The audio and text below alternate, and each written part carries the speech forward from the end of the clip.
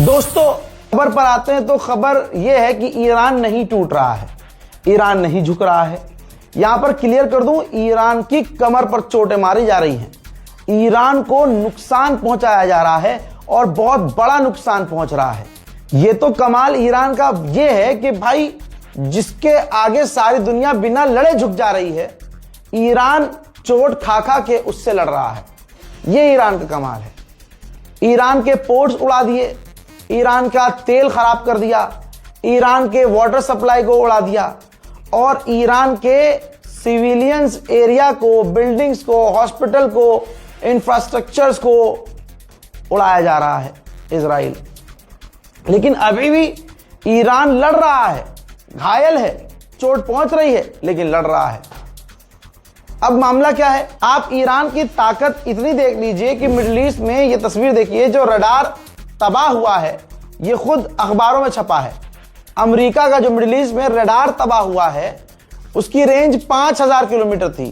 5000 kilometre दूर से किसी भी दुश्मन के इनकमिंग मिसाइल और ड्रोन्स को ट्रैक कर लेता था। ये किसी भी आने वाले दुश्मन के हथियार को ट्रैक कर लेता था। अब ईरान ने डायरेक्ट हिट किया है इसे, जिसके बाद ये पूरी तरह से काम नहीं कर पा रहा है। दिक्कत ये हो रही है कि जब मिसाइल और ड्रोन बहुत करीब आ जाते हैं तब ये ट्रैक कर पाता है। $1 बिलियन का ये रडार था और इसको सिर्फ ठीक करके या नया लगाने में कम से कम 1 से 2 साल लगेंगे। तो आप ये देखिए कि सुपर पावर को मुंह तोड़ जवाब ईरान दे रहा है, वरना झुकने वाले तो 2 कॉल पर ट्रंप की झुक जाते। इजराइल का अखबार है हारेट्ज, भाई उसने एक तरह से हार मान ली है इजराइल की। ये देखिए, हारेट्ज ने लिख दिया है कि अभी तक तमाम कोशिशें करने के बाद ईरान के लोगों को हम सड़कों पर नहीं ला पाए हैं।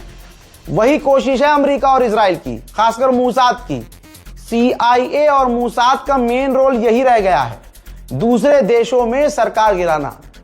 अब हारेट्ज ने लिख दिया है कि हमने तमाम कोशिश कर ली है, ईरान के लोग गवर्नमेंट के खिलाफ सड़क पर आ ही नहीं रहे हैं, बल्कि हो यह रहा है कि ईरान के सपोर्ट में लोग सड़कों पर आ रहे हैं और जो ईरान के खिलाफ थे भी लोग, वो पूरी तरह से ईरानियन गवर्नमेंट के साथ हो गए हैं। ये जो कुछ बुढ़े लड़ रहे हैं और वर्ल्ड वॉर शुरू कर रहे हैं, अपने गुनाह छुपाने के लिए कर रहे हैं और उनके गुनाह छुप भी रहे हैं। भाई अल जजीरा की ही रिपोर्ट ने छाप दिया है कि एनालिसिस बता रहे हैं, एक्सपर्ट ने बताया है और ये भापा भी और नापा भी गया कि इस जंग की वजह से, ईरान और इजराइल और अमेरिका की जंग की वजह से दुनिया का ध्यान एप्स्टीन फाइल पर से कम हुआ है। सबको पता है कि एप्स्टीन फाइल में सबसे ज्यादा नाम डोनाल्ड ट्रंप का आया है, उसकी वीडियोस आ चुकी हैं, छोटी छोटी बच्चियों के साथ वो क्या कर रहा है। सोचिए, जो छोटी बच्चियों का मोलेस्टर हो और उनकी इज्जत लूटने वाला हो।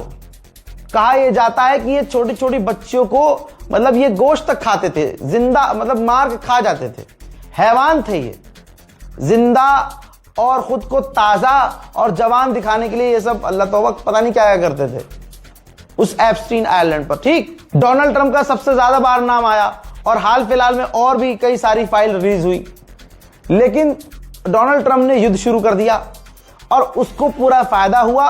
एप्स्टीन फाइल पर से अब दुनिया का ध्यान हट गया। वहीं मेरे दोस्तों, दूसरी तरफ ईरान ने एक और इजराइल का ड्रोन मार गिराया है, जहां अमेरिका ये कह रहा है कि ईरान लॉन्च नहीं कर पा रहा है।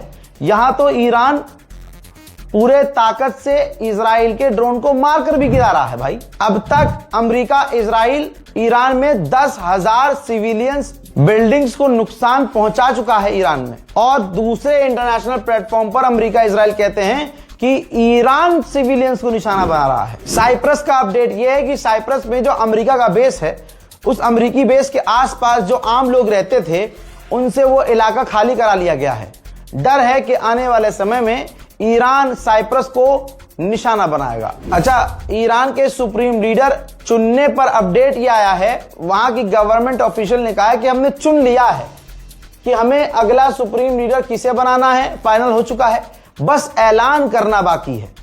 और दोस्तों, ये बात क्लियर है कि ऐलान जैसे ही किया जाएगा, अमेरिका और इजराइल उस नए सुप्रीम लीडर की जान के पीछे पड़ जाएंगे। जहां 48 घंटे पहले गुलाबी सुअर ने ऐलान कर दिया था कि हम जीत गए हैं, ईरान अब अरब देशों पर हमला नहीं करेगा।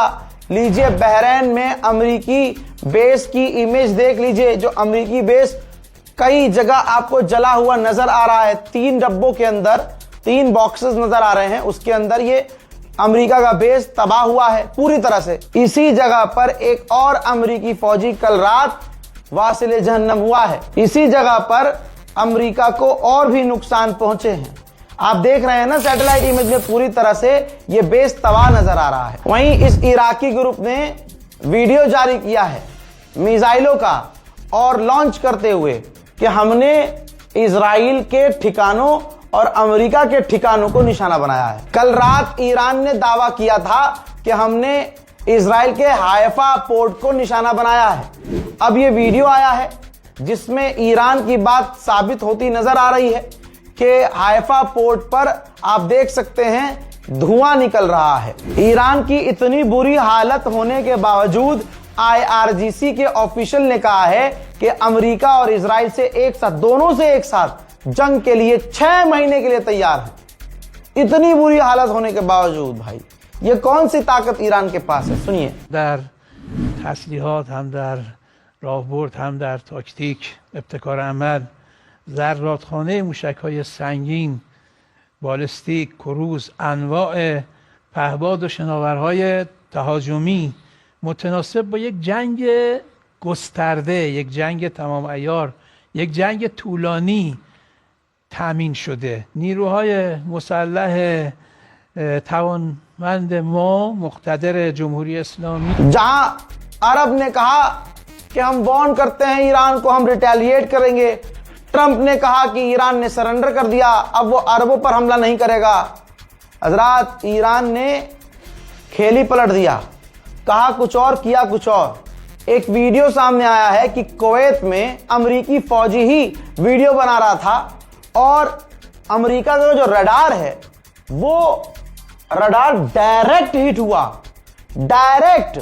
और अमेरिकी फौजी ये वीडियो बना रहा था और उस फौजी की वीडियो पीछे से दूसरा फौजी बना रहा था। देखिए।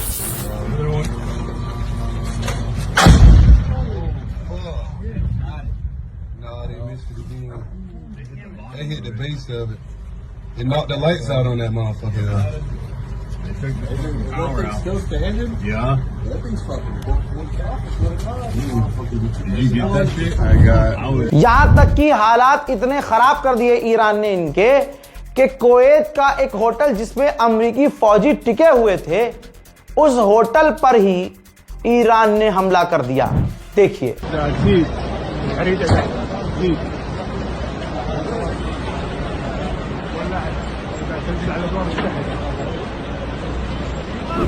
हैं? देख लिया क्या कहा था ईरान ने? पेज़ेश्कियान की बात पर भरोसा कर लिया ट्रंप ने कि माफी मांग ली है अरबों से, अब हमला नहीं करेंगे। अबे भैया, लेकिन किंतु परंतु भी तो लगाया था उसने, अगले आदमी ने सुनी नहीं। ईरान ने साफ कहा है जहां जहां अमेरिकी होंगे हमले होंगे। ठीक ऐसे ही बहरीन में भी जिस होटल में अमेरिकी छुपे हुए थे, ईरान की इंटेलिजेंस, भाई साहब इंटेलिजेंस देखो यार, सटीक जानकारी की यहां अमेरिकी है और वहीं सीधा मिसाइल हमला। देखिए।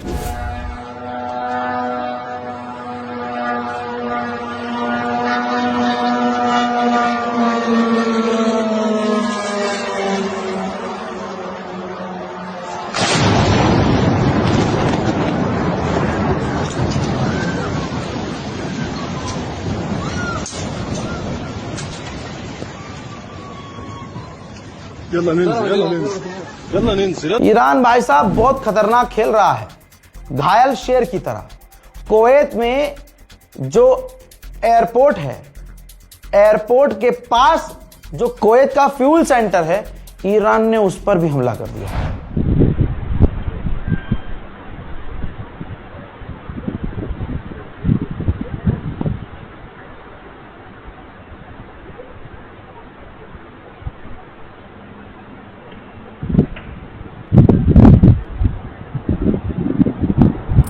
पार्लियामेंट स्पीकर ईरान के पार्लियामेंट स्पीकर ने कहा है कि अभी तेल के दाम और बढ़ेंगे। अगर ऐसे ही जंग चलती रही हालात बहुत बुरे होंगे, कोई अपना तेल बेच नहीं पाएगा, चीजें बहुत बिगड़ेंगी और तेल के दाम बढ़ते रहेंगे। और यह सब कुछ इसलिए हुआ क्योंकि पीछे नेतन्याहू था।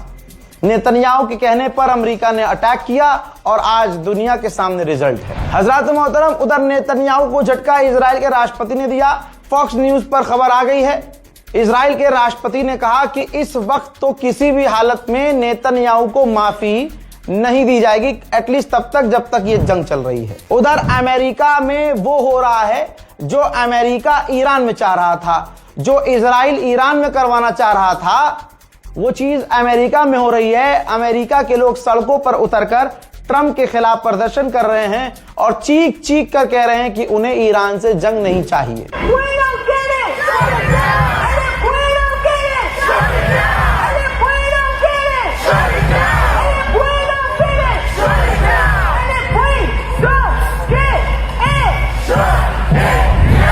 मोहतरम हज़रात, इस रिपोर्ट को शेयर कीजिएगा। कल इंशाअल्लाह मिलते हैं ईरान की एम्बेसी में।